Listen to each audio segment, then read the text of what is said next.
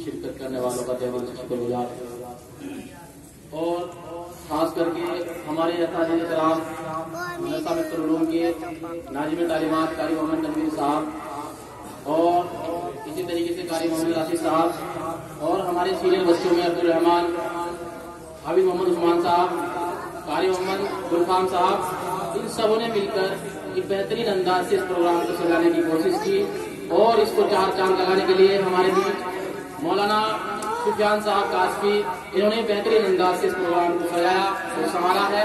मुझे बड़ी खुशी है कि इस प्रोग्राम को बेहतर बनाने के लिए इन्होंने अपना जो है कुर्बानी दी और कल से लगे हुए हैं। मैं इन सबका शुक्रगुजार हूँ। अब मैं सिर्फ दो बात कहना चाहता हूँ आपके सामने, बच्चों के लिए भी और इन सब के लिए भी है कि अगर आज हम क्या करते हैं, क्या पकड़ते हैं, सब बच्चे वापस आओ, यही बैठो, सब बच्चे वापस आ गए, कर दे रहा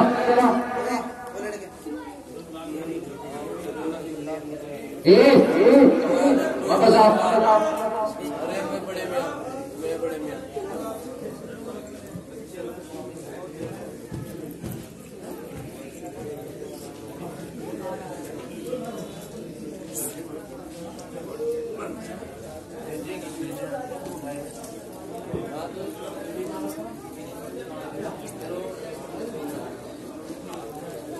4 मिनट लगी, उसके बाद स्कूल की छुट्टी होगी।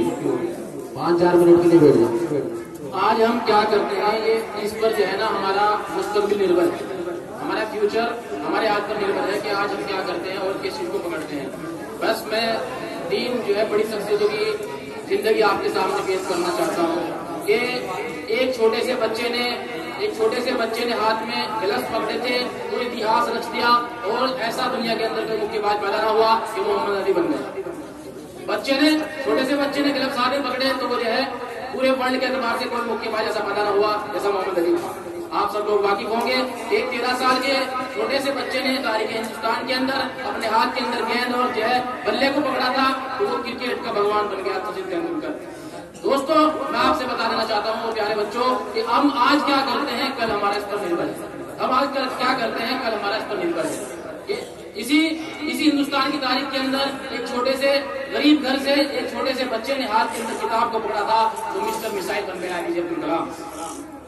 कल हमारा क्या होगा, आज हम जो है हम क्या हाथ में पकड़ते हैं वो निर्भर करता है हमारे फ्यूचर पर।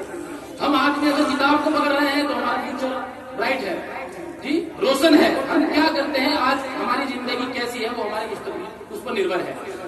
तो इसीलिए हमें यह गौर करना है कि हम आज क्या पकड़ रहे हैं तो किस फील्ड के अंदर जा रहे हैं। तमाम बच्चों से और पेरेंट्स से मैं कहना चाहता हूँ कि इस दुनिया और जिंदगी के अंदर बेहतरीन जिंदगी जीने के लिए तालीम बहुत जरूरी है। तालीम बहुत जरूरी है जिसको प्रमोट करता है इस्लाम भी। अल्लाह के नबी सल्लल्लाहु अलैहि वसल्लम की एक हदीस है, seeking the knowledge obligatory on every Muslim man and woman. हर मुसलमान मर्द औरत के लिए इल्म हासिल करना जरूरी है। और फिर इन सभी के अंदर जी कि तुम में सबसे बेहतर वो है जो कुरान को सीखे और सिखाए। तुम में सबसे बेहतर वो है जो कुरान को सीखे और सिखाए। The best amongst you are those who learn the Quran and teach it. तुम में सबसे बेहतर वो है जो कुरान को सीखे और सिखाए। आपसे दरख्वास्त है इल्म हासिल करें और अपनी जिंदगी को बेहतर बनाएं, अपनी जिंदगी को बेहतर बनाएं। अपने असदद इकराम की, अपने पेरेंट्स की, अपने वालिदैन की इज्जत करेंगे तो हमारी दुनिया के अंदर भी इज्जत होगी, आखिरत के अंदर भी। अब मैं तमाम यहाँ पर प्रोग्राम में हिस्सा लेने वालों का जो है बहुत बहुत शुक्रगुजार हूँ, शुक्र अदा करता हूँ। हमारी तरफ से फिर भी किसी को जो है किसी तरीके की तकलीफ या जो है भावना को ठेस पहुंची है उस सब के लिए मैं माफ करता हूँ। अस्सलाम वालेकुम।